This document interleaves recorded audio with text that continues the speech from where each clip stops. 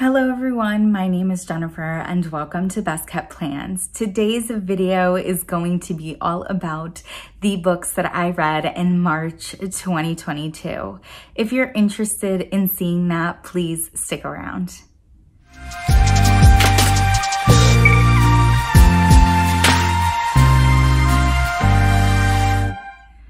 As I said in my intro, today's video will be all about the books that I read in March 2022. If you haven't watched my video about the books that I read in February 2022, I can definitely link that up here. I go into a little bit of detail about how I've fallen in love with reading again and the fact that I started reading again in February of 2022.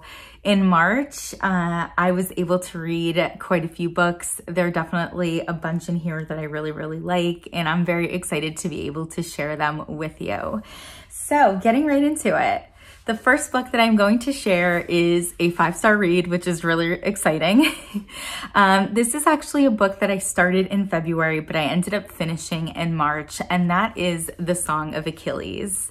I talked in my February video about how I've really gotten into BookTube and looking at reading and book accounts on Instagram and bookstore accounts on Instagram to kind of acclimate myself with what's popular right now and get some suggestions about books to read. And this was mentioned everywhere. Everyone seems to love this book. Everyone gives it a really incredible rating. I was very curious if I was going to like it. I am not someone who's really ever gotten into Greek mythology, and I didn't know how I was going to feel about it. And I certainly think it took me a little bit to kind of fully get committed, but once I did, I was in love with this. I think it's a beautiful story. It's got a coming of age kind of vibe to it. It's a love story. It's really very interesting, and I ended up, it like broke my heart in the end, but also ends on a really hopeful note, and I just loved it, and I gave it 5 stars, and I cannot recommend it enough if you have not read it. The next book that we're going to talk about is a romance. I talked in my February video about how I had never really read romance before, and when I dove into it, I dove in head first. I read a bunch of romance. I read a bunch of romance in a row in the month of February, and I didn't realize it at the time, but I read a bunch of enemies to lovers in a row. And I think that ended up being a bit of a negative for me, especially when comparing them to the expectations I had based on recommendations on BookTube and Instagram. So I was trying to go into the romances that I read this month with less expectation, and I also wanted to kind of vary things up a little bit. And so the next one that I read was The Love Hypothesis. Definitely something that I saw all over Bookstagram. And is that a thing? Wait, is Bookstagram a thing? I think it's a thing. I meant BookTube and Instagram. But it was all over both. And it was interesting. It's a fake dating trope. It has an academic setting, which I really liked. I enjoyed the main characters. I thought they were funny. I thought their first meeting and then their relationship years later was really cool and very cute. I ended up giving this one a solid 4 stars. Definitely really liked it.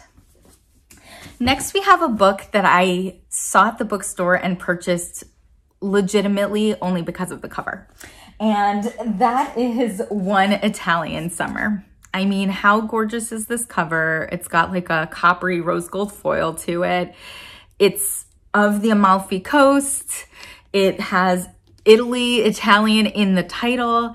I love Italy. I'm kind of obsessed with Italy. It's my favorite country. I've been a few times. I wish I could go all the time. I especially love the area of Italy where the main character is in this novel. And it was definitely an interesting story. It deals a lot with grief and a lot with discovering yourself again after a major loss. It also has a little bit of like a fantasy element to it, which I was not expecting.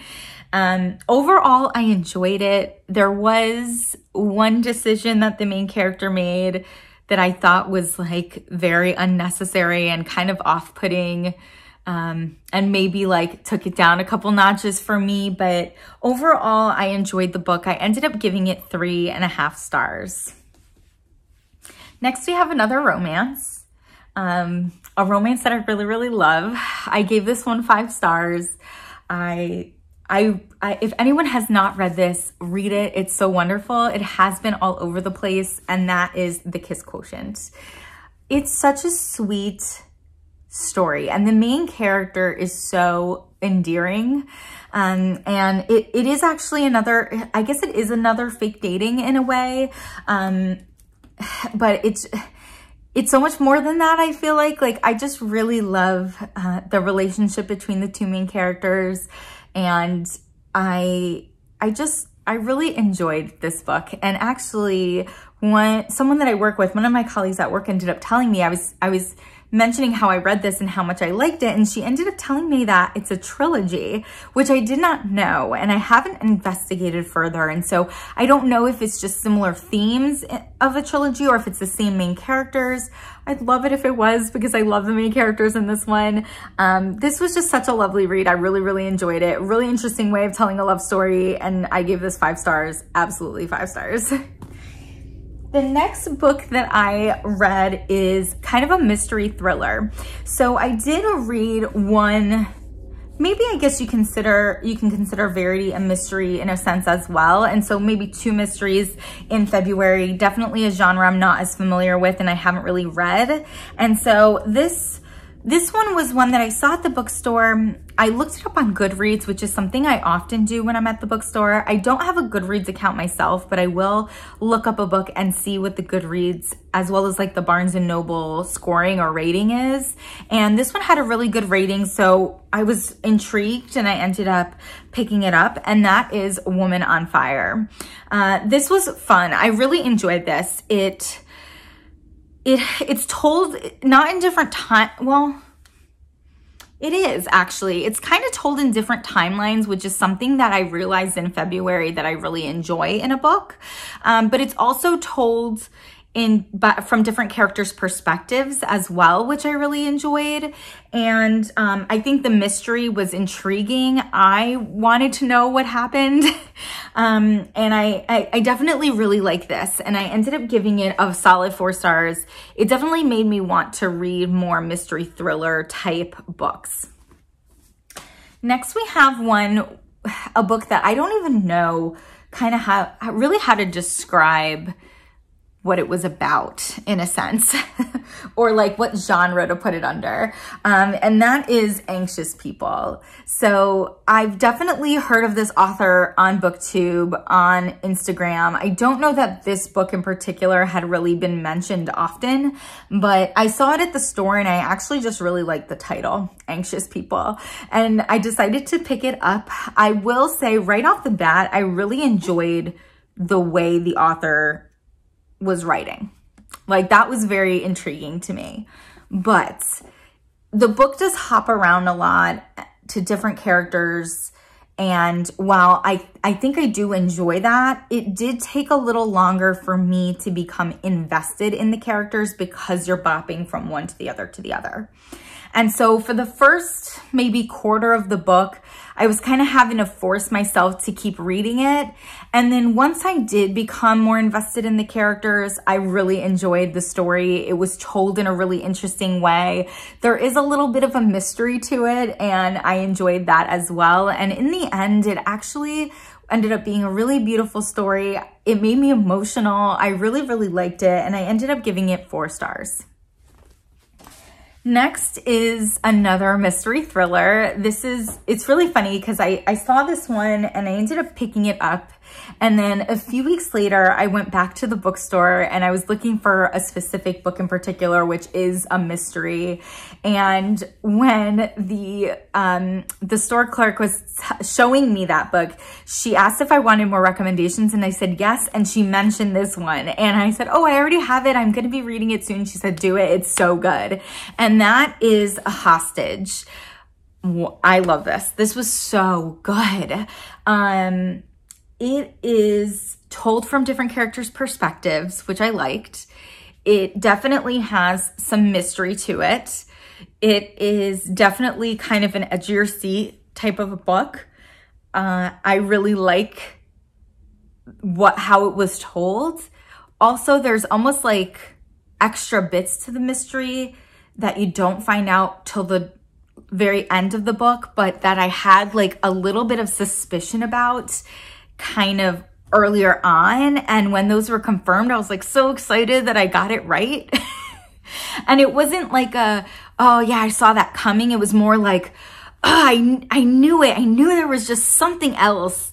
And I just ended up really enjoying it, like really like it. I don't know if this author has written anything else, but if she has, I would be very interested to read more of her stories. And I ended up giving this a 4.5 out of 5. Next, we have another book by Taylor Jenkins Reid, and that is One True Loves. So in the month of February, I read two different Taylor Jenkins Reid books. I read Malibu Rising and Daisy Jones and the Six, both of which I really, really liked. And so I was excited to get into another Taylor Jenkins Reid book. I hadn't seen this one on BookTube or Instagram, really. A lot of people talk about The 7 Husbands of Evelyn Hugo, which I do have, and I'm actually holding on to it because it's very hyped and I don't want to be let down by it. So I want to kind of let it sit and I want to let my expectation come down a little bit before I read it. And so I decided to give this one a try instead. I didn't know what it was about. I didn't read the back cover. I do that a lot with books. If there's something that I see very often on BookTube or Instagram, I will pick it up and give it a try without actually reading anything about it so that I'm like surprised going into it. And that's definitely what I did with this book. You do find out very, very quickly what the premise of the book's going to be. It's a very interesting premise and it really caught me right away. I started this late at night one night and I ended up staying up probably past midnight because I was just so intrigued and it really got my attention. I ended up reading like over 100 pages. And then I feel like I ended up getting let down. I have to be honest. I thought that the premise was really interesting and the ending was what I wanted to happen. The character made the decision that I wanted her to make, but I think the means of getting there were not my favorite. And so while it started off really strong for me and I like how it ended, the middle was a little meh. And so I ended up giving it 3.5 stars. Not a bad book, not upset that I read it, but just not a favorite. Next we have the last, second to last book, we'll say, that I'm gonna share today.